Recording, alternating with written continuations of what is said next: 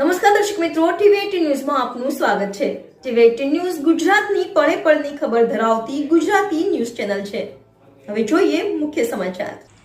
સરગાસણમાં અવાવરૂ મકાનમાંથી ₹10.66 લાખનો વિદેશી દારૂ જપ્ત, 2 આરોપી ઝડપાયા।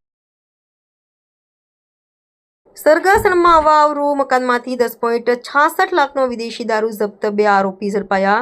ગાંધીનગર લોકલ ક્રાઇમ બ્રાન્ચે સરગાસણમાં મોટી કાર્યવાહી કરી છે। પોલીસે આસ્કા હોસ્પિટલથી રિલાયન્સ ચોકડી તરફના રોડ પર આવેલા ડીએલએફ બિલ્ડિંગના અવાવરૂ મકાનમાંથી વિદેશી દારૂનું કટિંગ નેટવર્ક ઝડપી પાડ્યું છે।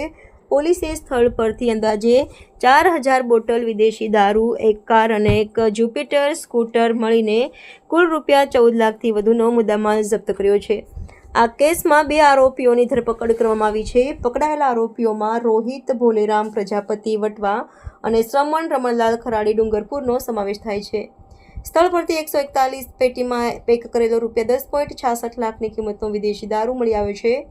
તપાસમાં બહાર આવ્યું છે કે આ દારૂનો જથ્થો હાર્દિક રાજકપૂર પાસવાન અને લાલાભાઈ નામના શખ્સે મંગાવ્યો હતો। સ્વિફ્ટ કાર પર ગાંધીનગરની ડુપ્લિકેટ નંબર પ્લેટ લગાવવામાં આવી હતી, જેનો અસલ નંબર હિંમતનગરનો છે।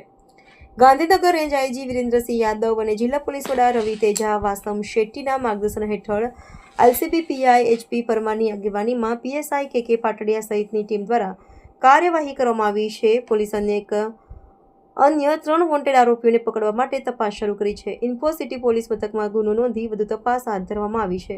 ટીવી18 ન્યૂઝ ગાંધીનગર।